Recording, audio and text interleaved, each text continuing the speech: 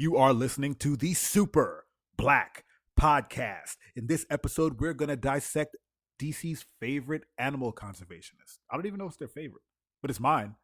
It's Jiwe Macabe, a.k.a. Vixen.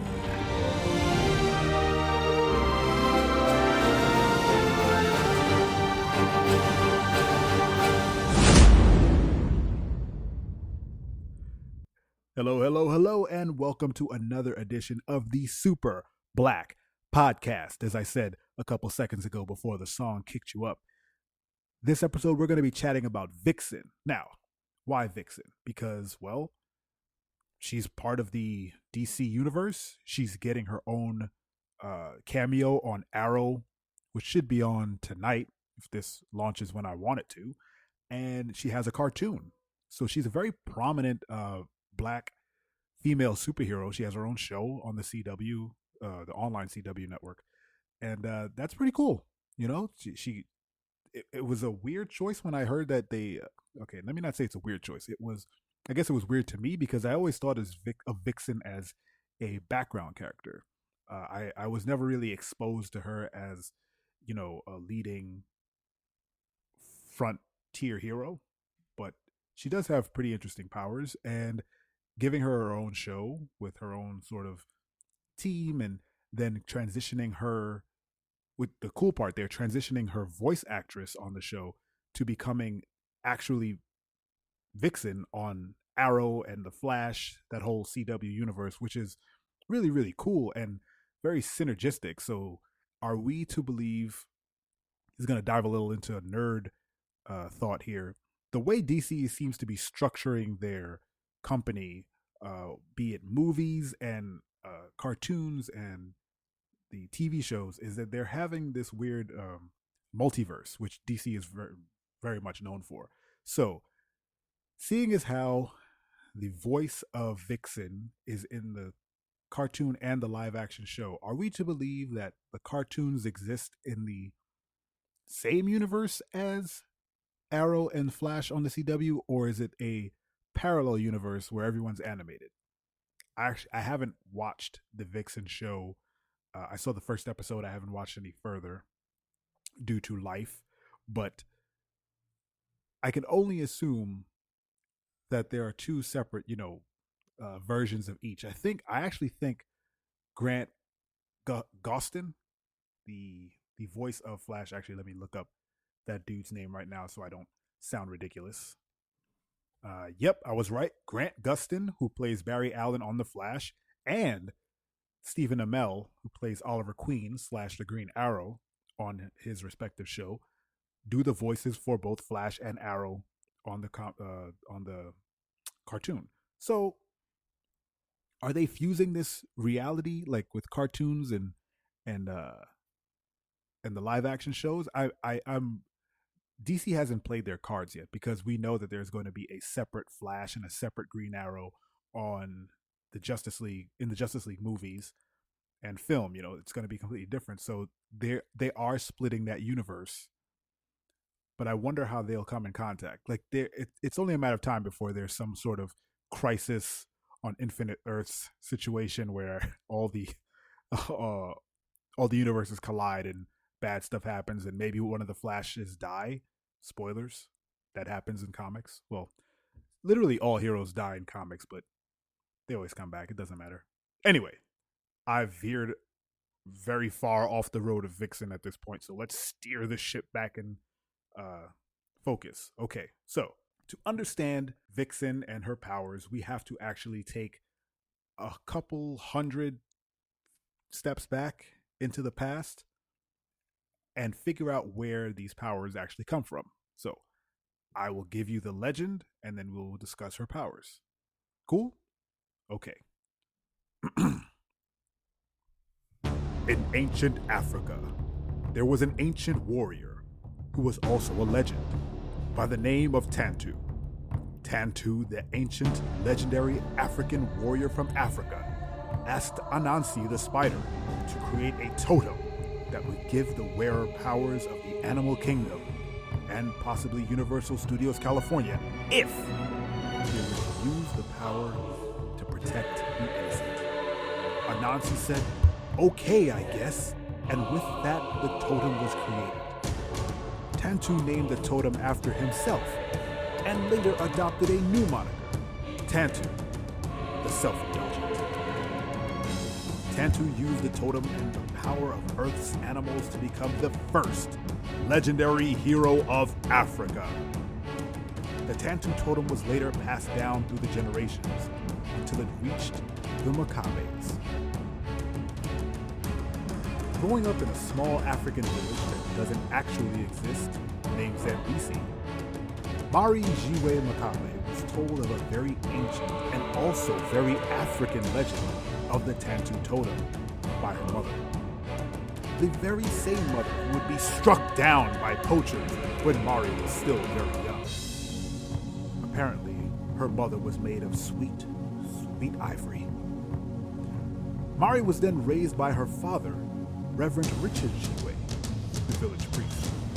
That is, until Reverend Jiwe was brutally murdered by his half-brother, General Macabe, who was in search of the Tantu totem, and who apparently didn't know how to ask for it nicely. Now orphaned, Mari saw an opportunity to follow her dream and become an actual African American by fleeing to New York City.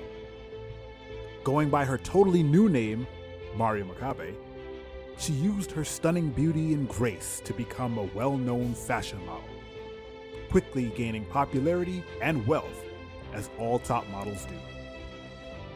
After much success, she capitalized on her newfound wealth and decided to travel the world. But on a fateful trip back to her ancient African home of Africa, she came across her admittedly terrible Uncle Macabe and stole back the Tantu totem, presumably using big, fancy city words to bewilder and confuse him. Now with her birthright in tow, Mary donned the totem, using its powers to become the ridiculously costumed superhero, Vixen.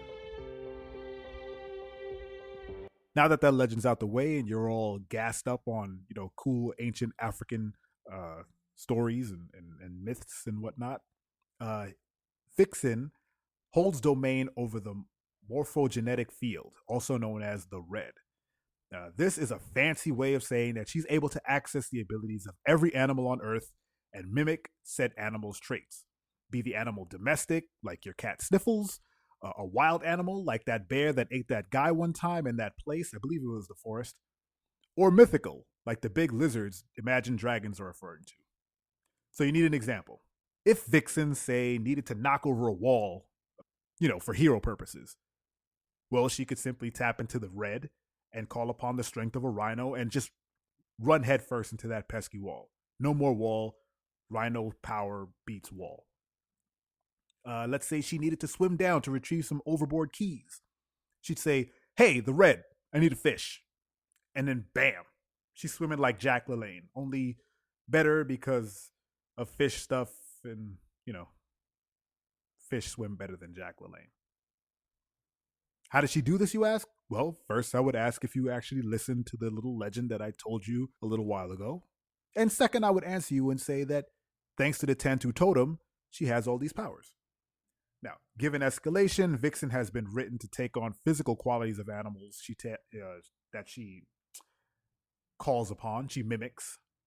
Like if she were to call on a fish, maybe she would adopt gills so that she can breathe underwater better, Or on some occasions, she becomes like a hybrid of a human and whatever animal that she is currently tapping. So she would become like some sort of wolf creature woman hybrid if she were to call on a wolf. And maybe I think it works that if she's a wolf for too long or she's holding that power, she'll start to morph. But I do know that prolonged exposure to the red has been known to make her lose parts of her personality, and she starts reverting into her animalistic side and losing more of her humanity side, her human side. So she'll become more aggressive and lose kind of her, impulse control and start attacking people if she's holding on to these animal traits for too long, which seems very inconvenient when you're working in a team like the Justice League. There's a guy who can shoot laser beams out of his eyes and is basically a god. and then you catch a hissy fit with him because you're holding on to a tiger's raw abilities. Just kind of get kind of feisty. You don't want to mess with DC Universe. Those guys are way too powerful. But one interesting note about Vixen, she's able, which is, I don't understand this part. I guess because they classify it as the quote unquote human animal. She has been written to be able to call on the powers of metahumans. Being able to use this Tantu totem to call on the powers of animals, and then writing that, human is an animal, so she can call on the powers of heroes that are beside her, or that she knows of, is kind of a cop out, but it's also an interesting power. She's a mimic. She's like that guy Peter from Heroes, the first season, the half decent season, where he's basically a power leech, or they called him an empath, where he could see a power, or be by someone who had superpowers and absorb them. Well, instead, in turn, she could be close to someone with superpowers and then mimic them. Now, I don't think that this went on for too long. I know that they reverted her back to being an animal, pretty much. But I believe she's had Superman's powers at some point, which raised some questions on whether or not she can take on alien powers. But I don't think that raised any. I think it answered questions. Like, yes, she could. The Superman's an alien. She was able to use his powers. If she were on an alien planet, she could tap the alien animal wildlife and call on their abilities. So that's cool. And this animal ability is really useful too, because she could call on like an animal with very tough skin. Let's say if she's getting, I don't know, about to get stabbed, and the knife would, not penetrate. Like a rhino. I like the idea of a rhino. Call on the ability of a rhino, her skin gets super tough. She becomes very powerful and strong, and able to like knock stuff over, and just become a brute. I do remember watching her on the Justice League cartoon. I mentioned that cartoon a lot on this podcast. Please go watch it. Where she actually used the power of an elephant to, like, she calls on the power of the elephant, and then as she's running, she's like crushing the floor as she's walking. So she takes on the weight and the heft of an elephant, as well as the power of it. So I think she hit Solomon Grundy. She like ran headfirst into him, knocked him over, but as she was running, she was like smacking the earth with great force. And she was a very dainty lady. So remember, she was a model from the legend. So her powers are actually very unique. They're very cool. And I suppose they're very African, because there's a whole African legend written about it. It's obviously not, written in Africa, but they did a lot of backstory for that totem that she has. It incorporates Anansi the spider, which I remember reading about in kindergarten, which was also interesting to me, because it was like it's bringing in aspects of actual, actual stories from actual human history or whatnot, which I love to do. I do that with my own stuff. Like, who doesn't love to incorporate real world things into their writing or their ideas, whatever? She actually has a very interesting story and very interesting powers. Her less impressive power, or I would say her less interesting ability, is that she has very sharp claws, which I thought was, I don't know the word for it, but I guessed because they said, well, she's an animal and women have long fingernails, so let's give her claws that are very sharp. Maybe I'm reading too much into it. I bet that I'm not, but it doesn't make a big deal. But they're super sharp, and she can cut through a lot of stuff with it. So there's a lot of sexist jokes you can make about that. One of them would be, this kitten's got claws. I don't think women are like cats at all. So I'll leave that one there. And with that weird joke, I'm going to transition to the side B, aka the variant cover. Thanks for listening, and please, I'll just see you on the other side. I don't know how to transition. Okay, just hold on. I'll be back. And welcome to the break. Thank you for listening to this episode of the Super Black Podcast. And I would really, really love to take this time to ask you, the listener, my friends, to share this podcast with your friends, your network. Get it out there. Let people know that this thing exists, especially if you like it. I really hope you do like it. I'd really appreciate the help. Getting this podcast into different ears is difficult, and it can only be done by word of mouth, really, because the internet is really big and people get ignored. So I would just love for you to spread the word of the Super Black Podcast. You can do it on Twitter, and don't forget to reply at Super Black PC. You can head over to Facebook. We have a Facebook page there at Super Black PC. Anywhere you feel you can get the word out would be great. You can follow us on You can follow me on Instagram at SuperBlackPC. And if you need to know where to find the podcast, you already have it. But, if you want to tell somebody, hey, they're like, hey, well, where can I get this podcast? Easy. We're on iTunes. You can rate and subscribe there. You can tell your Alexa Echo, your Amazon Echo to... Thank you, Alexa. You can ask her to find the Super Black Podcast and she will play it for you. Let me see if she do. Alexa, play the Super Black Podcast. Getting the latest episode of Super Black. Here it is from TuneIn. That's amazing. Okay, Alexa, stop. You see, Alexa can find the podcast. That's amazing. So there's multiple ways that you can find us. Please tell a friend, tell your mom, tell your dad, tell everybody. And thank you for listening. Here comes the variant cover.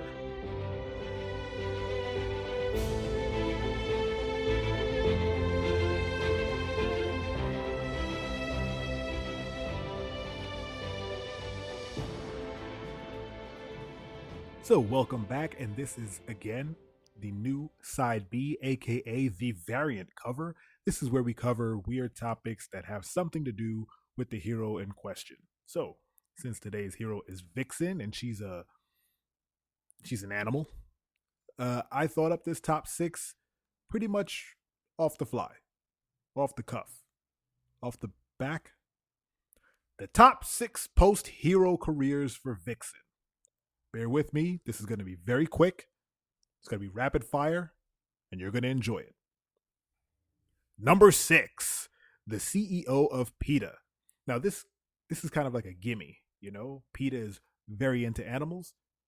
Vixen has been most of the animals in question. It's a perfect fit, right? Now, I'm not saying she just strolls into PETA and they just hand her the CEO position. No, that's not how business works. Especially when you have like a record that has nothing to do with PETA. Like, she's not in office jobs. I don't believe she's an activist either. She's just a model who can, swim really well when she calls on a fish. But if you start her in the mailroom, she'll work her way up, throw some animal puns around, get everybody on her side, work her way up the ladder. 20, 30 years, the guy at the top croaks, she makes a play, bing, bam, boom. She's CEO of the company. How did she do it? She goes to the Christmas party and tells them how animals really feel. Maybe she does little parlor tricks. Sometimes you got to dance for the higher ups. You got to make yourself known. And she can make herself known. She can she can turn into a dragon and breathe fire, I think. I don't know if she could actually do that. Number 5, an animal therapist. Now, follow me on this. She can speak to animals. Did I mention that? She has the ability to speak to animals, I think, at some base level. So, parlay that into like a very lucrative business where people will pay a lot of money for their pets. Trust me. So, if you have depressed pets, you could just see that commercial. Is your dog depressed? Is they moping around? Does your cat not really want to be around you? I can tell you why. My name is Mari Jiwe Macabe, and I'm your animal therapist. I'm going to fix him right up. Do you know how much green that woman would make? And all she would have to do is just sit and stare at an animal for like 10 minutes. She doesn't actually have to talk to the animal. All she has to say is, I need time alone with the animal. Then she can come out and say whatever the hell she wants. And people will know, or at least think, that she's telling the truth because they know she can turn into, or she can channel animals, She's a superhero. Oh, I can see the marketing now. She like touches the totem. and, and she channels a house cat, and then she sits and stares at the cat, and she says, "It's like call now, and I can read your cat." Number four, Instagram celeb. Now, my old behind has seen people become famous on Instagram for doing very little, like every social media, just kind of yelling. Now, if she were to go on there and just channel animals and do weird stuff in 15-second clips, she would gain such a following. Could you imagine like her Instagram channel would be like a animal fit, and they show her like channel a gorilla, and she's just bench pressing however many pounds a gorilla could bench press. I'm sure. I don't know if they've ever measured that. Has anyone ever seen a gorilla bench press anything? I wonder how much they could bench press. 700 pounds. Let's call it 700 pounds. I'll give the gorilla the benefit of the doubt. They show her. She shows everybody on Instagram her just benching 700 pounds, and then at the end of the video, she yells. She just looks in the camera and yells out, "Gorilla!" And then the video ends. Or they show her swimming laps, and she's swimming them real fast. Then she just dives out of the pool right in front of the camera. Dolphin! End of video. Billions upon billions of views. She'd be famous instantly, getting endorsement deals from probably PETA. She'd be getting just YouTube's famous, but on Instagram. I said Instagram, right? Maybe YouTube. YouTube celeb. That makes more sense because then she has more time. But then the 15-second video does lend itself to some weird comedic moments. And at the end of a YouTube video, I mean, she could still call out the name of the animal, but it's much more impactful if you just see her lifting way too much weight, stopping, pointing at the camera, yelling out whatever animal she's channeling. And you're like, oh my god, I didn't know a gorilla could lift that much. Oh my gosh, I didn't know a rhino could push over a wall that big. Just I don't know. I'm gonna stick with Instagram. Yeah, let's stick with Instagram. Number three, a documentarian. Now this one actually, it's an actual very. She could really do that. Like she has very intimate knowledge of how animals think and act, and she can find the places where there are. She can get footage and pictures of things that no one else could. And she would be safe because at any point, if an animal wants to get rowdy, wants to get feisty, she can call up on whatever animal is higher in the food chain and just punk that animal. Now, I'm not very knowledgeable of who's above wolf. So if she were to follow a bunch of wolves and document some sort of pack from, I don't know, for a couple of years, if they were to get feisty with her, who would she call on? What animal would she call on to beat it? Is there anything? Because you can't really mess with a pack of wolves. Like, would she just? I guess she would channel an alpha wolf and just challenge the pack, and then that becomes a whole different documentary where she's running the pack. Oh my goodness, she just calls on a wolf, and maybe she stays in that wolf form way too long, and then she's just turning into a wolf, just sniffing and walking and forgetting who she was, and then all of a sudden the camera falls down one day and she just walks away with the pack because she completely forgot she's doing a documentary, and now she's just a wolf. Oh my god, could you imagine someone finds that camera? It'll be like the Blair Witch. Like, what am I watching? This is the most amazing documentary. Oh, this took a turn. Where did she go? she's just some lady in the forest thinking she's a wolf running the pack. Just That's amazing. Anyway, number two, pet store owner. Now, here is my thought on what she would be, or what kind of pet store owner she would be. So instead of selling animals to people, she would position it where she's selling the people to the animals. Yeah, yeah. So a person or a family would come in to her shop, and of course, in the shop there are no cages. All the animals are just walking around. I guess she would have to have dividers because there is a natural food chain order going on, and you can't really. Would she be able to break up fights between dogs and cats and hamsters? Maybe there are cages, okay, but they're like loose cages. Like, hey, you just hang out here for a bit. Uh, That wouldn't work either. Maybe it's just a really, really big complex. Okay, there you go. So she has multiple floors. So you go to the first floor and there's just cats everywhere because that's not weird.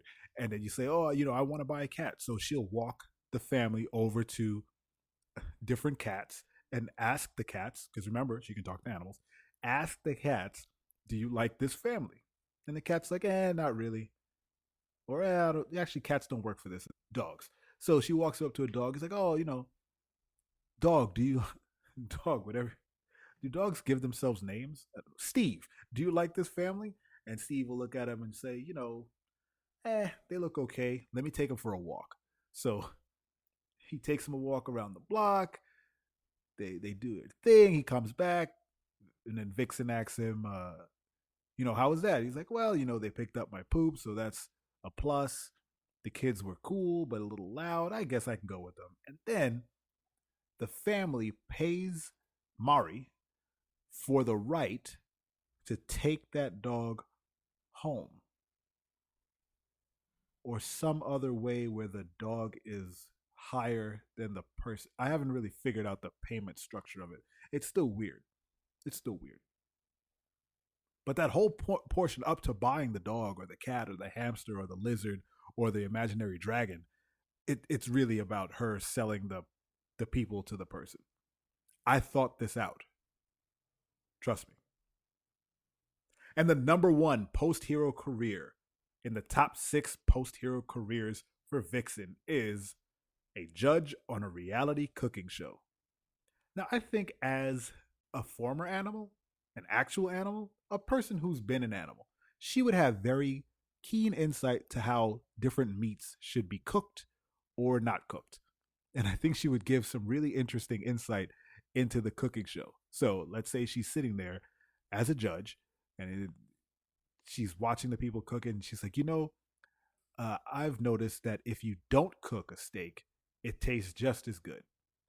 And she would get very weird looks, and it would make for amazing TV. And then they would put the cooked steak in front of her, and she would cut into it and take a bite and say, I mean, it's okay. I mean, it's not raw. I didn't hunt it down myself. I didn't take a bite out of a cow myself and, get it. But, it's still good. 5 out of 10. You know what? I'm going to swap pet store owner and judge on a reality cooking show. So pet store owner is number 1. Judge on reality cooking show is number 2. Maybe this is the top 5 and I cut the judge on a reality cooking show portion out. I didn't even like that. But you heard it here first. I'm amending my top 6. Actually, documentarian is number 1 because that was funny. I would love to see the documentary I just described. That'd be ridiculous. The top post-hero career for Vixen would be a documentarian. Forget the other ones. That's the top one. That's been our top 6. We'll be right back. And that does it for this edition of the Super Black Podcast. I really hope you learned something about our friend Mari Jiwe Macabe, a.k.a. Vixen, a.k.a. a Justice League member. That's not really an a.k.a. That's just what she does. Sure. But I hope you got some enjoyment out of that. I hope you tell a friend about this podcast.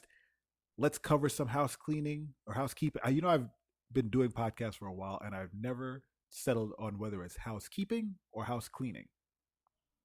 Doesn't matter. Please subscribe on iTunes. Rate and subscribe. That would really help me out. Can't stop saying us. The podcast can be found on TuneIn. It can be found on Spreaker. And if you have one of the Amazon Echoes that you saw in the fancy Alec Baldwin commercial during the Super Bowl, if you ask Alexa to play the Super Black Podcast, she will do so. How cool is that? So your we can be wired into your home. It could be a voice command away. I've tried to make it easy for you to get these podcasts, and I hope you do so. Head on over to superblack.co. Head over to the contact page, fill out the form. I will get back to you. It could be a nice little conversation. We can have some fun. This podcast is for everybody, guys. It's all inclusive. So please, I expect you to reach out. I demand it. I command you to. Nah, that's rough. I humbly beg that you reach out and join the conversation. And if you have someone that you would like me to dissect, come up with some weird top six for him or her or it, please, please, please use the contact form or head over to Twitter at SuperBlackPC. Send me a message. We can have a little conversation there. I've given you all the tools to reach out. Now all you have to do is do that. So again, thank you for listening. Hope you enjoyed Vixen. This is the Super Black Podcast. This has been the Super Black Podcast. And we're out. I'm out. Full stop.